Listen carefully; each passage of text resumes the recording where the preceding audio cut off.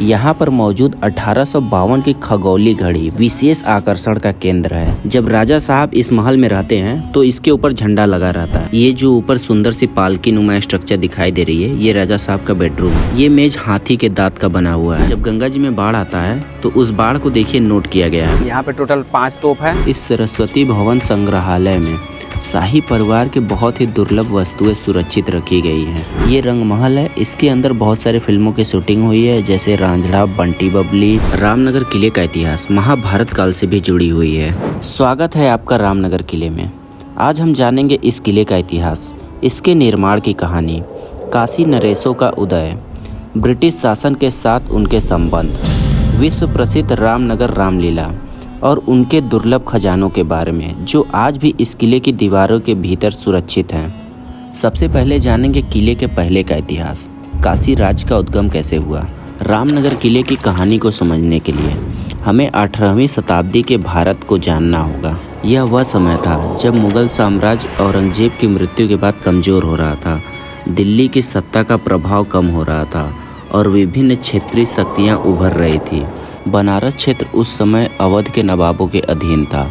इसी दौर में एक महत्वाकांक्षी शासक उभरता है, महाराजा बलवंत सिंह।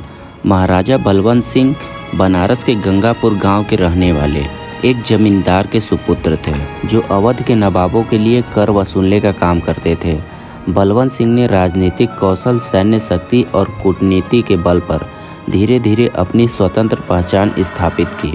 उन्होंने बनारस क्षेत्र में एक मजबूत राज्य की नींव रखी, जिसे आगे चलकर काशी राज्य के नाम से जाना गया।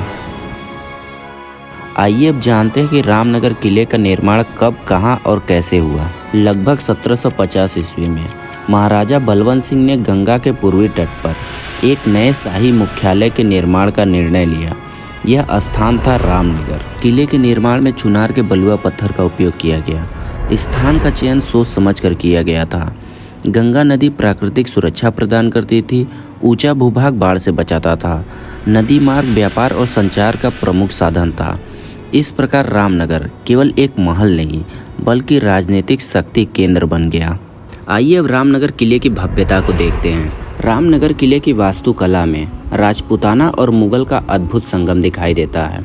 विशाल प्रांगण, नक्काशीदार बालकनियाँ, ऊंचे दरवाजे, शानदार झरोखे और गंगा की ओर खुलते महल।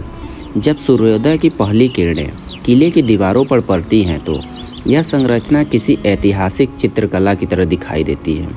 गंगा से देखने पर इसका दृश्य विशेष रूप से मनमोहक लगता है।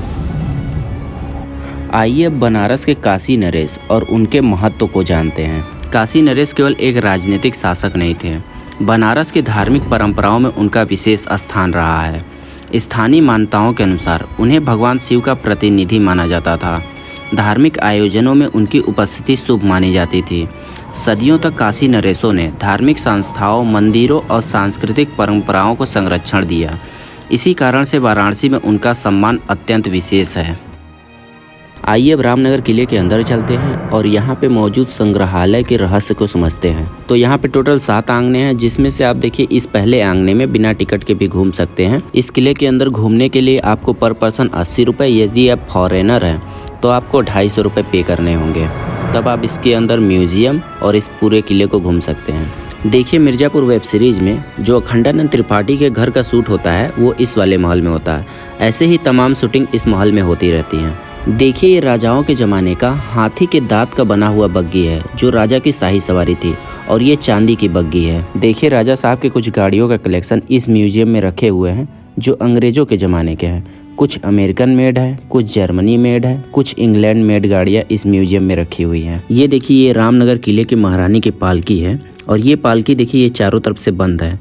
जब महारानी जी लोगों को कहीं आना जाना रहता होगा तो इसी पालकी से देखिए आती जाती रही होंगी। ये देखिए 19वीं शताब्दी के शाही हाथी के नक्काशीदार मुकुट है, जो अक्सर चांदी के बने होते थे। इसका उपयोग प्राचीन काल में शाही जुलूसों और रामलीला में इसका उपयोग किया जाता था। ये सब देखिए हाथी का औदा है, ये लकड़ी या धातु का बना होता है। इन पर सोने व चांदी की कीमती नक्काशी और रत्नों से सजाया जाता है। ऐतिहासिक रूप से इसका उपयोग शाही जुलूसों, शिकार या युद्ध के दौरान राजा और रानी को ले जाने के लिए किया जाता था। इस किले में शस्त्रागार कक्ष में प्राचीन हथियार, भालों, कटारों और तलवारों की एक बड़ा संग्रह मौजूद है। यहाँ केवल न कि भारतीय, विदेशों जैसे वर्मा, जापान और अफ्रीका की पुरानी और आयातित बंदूकें प्रदर्शित की गई हैं। शाही वस्त्र में इनमें बनारस के राजाओं, रानियों और राज परिवार द्वारा पहने जाने वाले पारंपरिक और भव्य परिधान प्रदर्शित हैं। यहाँ पर कई दशकों पहले राजाओं द्वारा शिकार किए गए जानवरों की खाल और अन्य अंगों को संरक्षित रखा गया है। इन मृत जानवरों को संरक्षित रखने के लिए फार्मलिन या फार्मल्डिहाइड का इस्तेमाल किया जाता है। यहाँ पर हाथी के दांत की बनी हुई कलाकृतियाँ और विभिन्न सजावटी वस्तुएं रखी हुई हैं और यहाँ पर जो कालीन रखी हुई ये सोने की तार की बनी हुई है। इस रामनगर किले के म्यूजियम में और भी ढेर सारी एंटिक वस्तुएं रखी हुई हैं। एंटिक वस्तुओं में एक खगोली घड़ी भी है। 19वीं शताब्दी में 1852 या 1872 में निर्मित यह घड़ी बेहद ही दुर्लभ है। यह घड़ी सिर्फ समय ही नहीं बताती थी, यह घड़ी वर्ष, माह, सप्ताह, दिन को भी प्रदर्शित करती थी। यह घड़ी बहुत ही अनोखी थी क्योंकि यह सूर्य, चंद्रमा, अन्य ग्रहों की खगोलिक स्थिति और गति के बारे में सटीक जानकारी प्रदान करती थी। कुछ सूत्रों के अनुसार इसको 1972 में बी मूलचंद द्वारा निर्मित किया गया था। आपको जो ये बीच में सेंटर टेबल दिखाई दे रहा है, कहा जाता है कि ये हाथी के दांत का बना हुआ सेंटर टेबल है।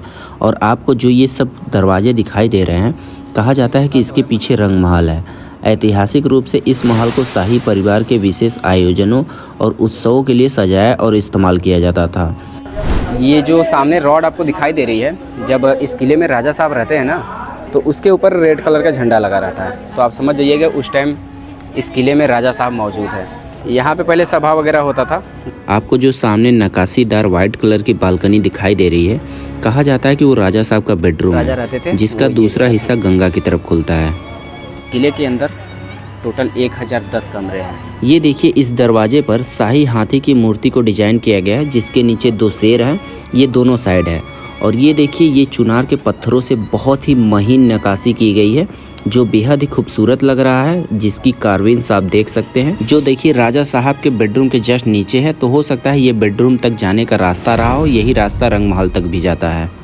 आइए अब आपको रामनगर किले में उस प्लेस को दिखाते हैं जिस प्लेस के कारण यह किला महाभारत काल से जुड़ा हुआ है। लेकिन उससे पहले हम आपको एक अनोखी जगह दिखाते हैं, जिसको आपको बहुत कम लोगों ने दिखाया होगा। और वो देखिए, यही जगह है।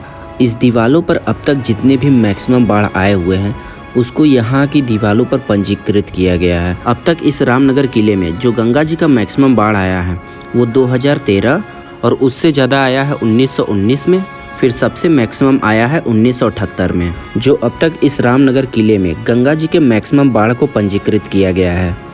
अभी हम लोग देखिए किले के पीछे वाले हिस्से में आ गए हैं, जहाँ पर महर्षि वेद व्यास जी को समर्पित एक मंदिर है। पौराणिक मान्यताओं के अनुसार महाभारत काव्य के लिखने वाले वेद व्यास महाभारत काल में रामनगर क्षेत्र में रहते थे और ध्यान करते थे। इस किले के निर्माण से पहले और 18वीं शताब्दी तक के काल में इस पूरे क्षेत्र को व्यास काशी के नाम से जाना जाता था, जो वेद व्यास के इस गहरे संबंध को दर्शाता है। आइए जानते हैं कि रामनगर किले में व्यापारिक मार्ग कौन सा था। गंगा नदी पर स्थित होने के कारण नाव और स्टीमों के माध्यम से जल परिवहन का उपयोग करके सामान और उत्पादों का आवागमन और व्यापार किया जाता था। ये भी एक देखिए महादेव का मंदिर है, जो काफ़ी प्राचीन है। इसमें जो मूर्तियां हैं वो बेहद ही प्राचीन समझ में आती हैं। इस रामनगर के क्षेत्र में प्रसिद्ध दुर्गा माँ का मंदिर, छिन्नमस्तिका मंदिर और दक्षिण हनुमान मंदिर जैसे अन्य प्राचीन धार्मिक स्थल मौजूद हैं। ये किले का दूसरा गेट है, पहला वहाँ था, ये दूसरा। इस रामनगर किले के अंदर कुल 9 तोपों को सुरक्षित रखी गई हैं। मुख्य द्वार पर दोनों साइड 2 तोप रखी गई हैं। बाकी के 7 तोप किले के अंदर स्थित हैं, लेकिन आपको सिर्फ ये 5 ही देखने को मिलेगा। इस तोपों की सबसे बड़ी खासियत यह है कि ये आज भी उसी तरह काम करती हैं जैसे महाराजाओं के समय करती थी। इन तोपों को अलग अलग समय में डिजाइन किया गया है। इसको 1865 में बनाया गया है और जो कोने में रखा है उसको 1859 में बनाया गया है। रामनगर किले की रामलीला अपने ऐतिहासिक भव्यता, 31 दिनों तक चलने वाले विस्तृत मंच और यूनेस्को के सांस्कृतिक विरासत में शामिल होने के लिए विश्व प्रसिद्ध है। 1830 में काशी नरेश महाराजा उदित नारायण सिंह द्वारा शुरू की गई यह रामलीला आज भी अपनी प्राचीन और पारंपरिक शैली में खेली जाती है। आशा करता हूं दोस्तों कि आपको हमारा ये वीडियो पसंद आया होगा। यदि आपको ये वीडियो पसंद आया तो प्लीज़ वीडियो को लाइक, शेयर, सब्सक्राइब और कमेंट करना ना भूलें। और साथ ही में आपको कोई राय देनी हो तो प्लीज़ कमेंट करके ज़रूर बताएं। अभी के लिए अलविदा लेते हैं दोस्तों। जय हिंद, जय भारत।